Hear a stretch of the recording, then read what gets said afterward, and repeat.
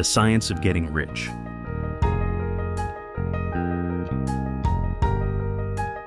Chapter 1. The Right to be Rich. Whatever may be said in praise of poverty, the fact remains that it is not possible to live a really complete or successful life unless one is rich. No man can rise to his greatest possible height in talent or soul development unless he has plenty of money. For to unfold the soul and to develop talent, he must have many things to use, and he cannot have these things unless he has money to buy them with. Man develops in mind, soul, and body by making use of things, and society is so organized that man must have money in order to become the possessor of things. Therefore, the basis of all advancement for man must be the science of getting rich. The object of all life is development, and everything that lives has an inalienable right to all the development it is capable of attaining. Man's right to life means his right to have the free and unrestricted use of all the things which may be necessary to his fullest mental, spiritual, and physical unfoldment.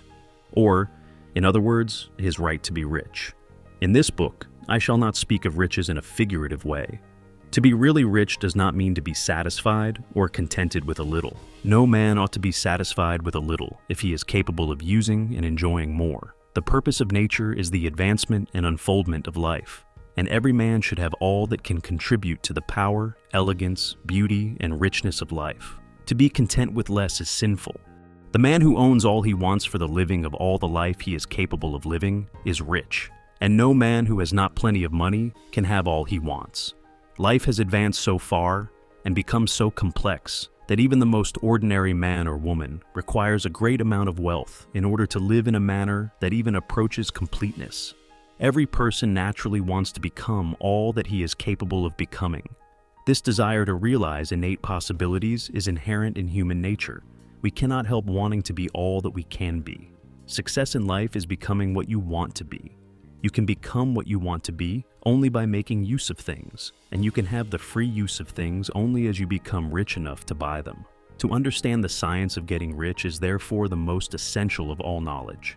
There is nothing wrong in wanting to get rich. The desire for riches is really the desire for a richer, fuller, and more abundant life, and that desire is praiseworthy. The man who does not desire to live more abundantly is abnormal, and so the man who does not desire to have money enough to buy all he wants is abnormal. There are three motives for which we live. We live for the body, we live for the mind, and we live for the soul. No one of these is better or holier than the other. All are alike desirable, and no one of the three body, mind, or soul can live fully if either of the others is cut short of full life and expression. It is not right or noble to live only for the soul and deny mind or body, and it is wrong to live for the intellect and deny body and soul.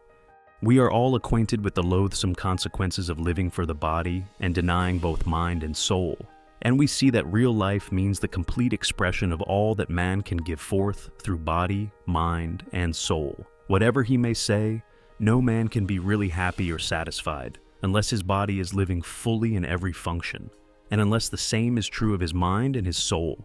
Wherever there is unexpressed possibility or function not performed, there is unsatisfied desire. Desire is possibility-seeking expression, or function-seeking performance. Man cannot live fully in body without good food, comfortable clothing, and warm shelter, and without freedom from excessive toil. Rest and recreation are also necessary to his physical life. He cannot live fully in mind without books and time to study them, without opportunity for travel and observation, or without intellectual companionship.